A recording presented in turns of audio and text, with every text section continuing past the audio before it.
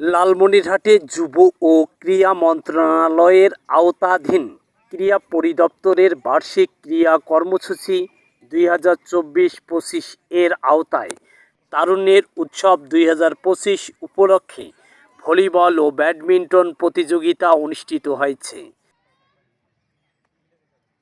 রোববার 4 মে লালমনিরহাটের collectorate collegiate school মাঠে লালমনিরহাট জেলা ক্রীড়া অফিসের আয়োজনে এ ভলিবল ও ব্যাডমিন্টন প্রতিযোগিতা অনুষ্ঠিত হয়। প্রধান অতিথি ছিলেন লালমনিরহাট জেলা প্রশাসক HM রকিব হায়দার। ভলিবল ও ব্যাডমিন্টন প্রতিযোগিতার শুভ উদ্বোধন করেন লালমনিরহাটের অতিরিক্ত জেলা প্রশাসক সার্বিক মোহাম্মদ মাহবুবুর রহমান।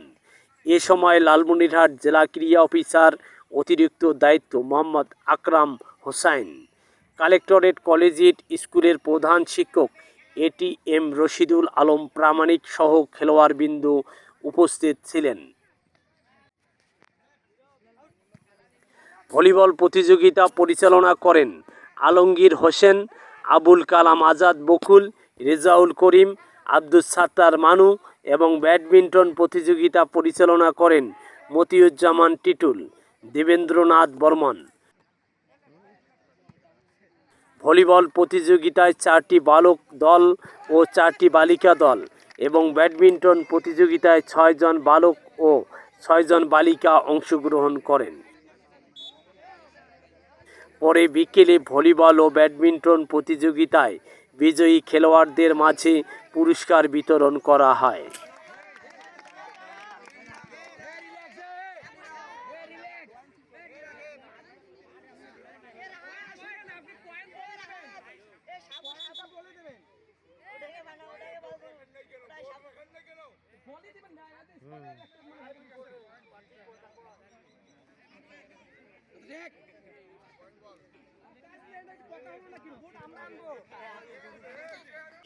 সেই উদ্দেশ্যে আমাদের আজকে এই ভলিবল ও ব্যাডমিন্টন প্রতিযোগিতা অনুষ্ঠিত হয়েছে।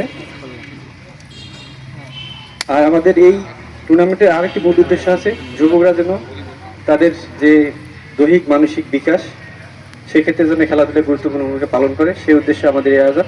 আরও একটি সমস্যা আছে, আমাদের যুব সমাজ বিভিন্ন সামাজিক অবক্ষয়, মাদক সহ বিভিন্ন অসামাজিক কার্যকলাপ জড়িত আছে, সেগুলো থেকে দূরে রাখা। এই উদ্দেশ্যে জেলা ক্রীড়া অফিস কাজ করে যাচ্ছে।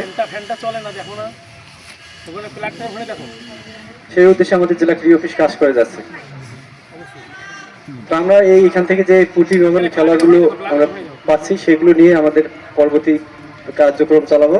এখান থেকে যে ভালো খেলোয়াড় বের হবে সেগুলো যেন এই লালমনিরহাটের ক্রীড়াঙ্গনকে এগিয়ে নিতে পারে, সেই উদ্দেশ্যে আমাদের এই আয়োজন। আর মূল কথা হচ্ছে, আমাদের একটি জাতিকে আমরা যদি এগিয়ে নিতে চাই, শিক্ষা প্রযুক্তির পাশাপাশি খেলাধুলা খুবই গুরুত্বপূর্ণ।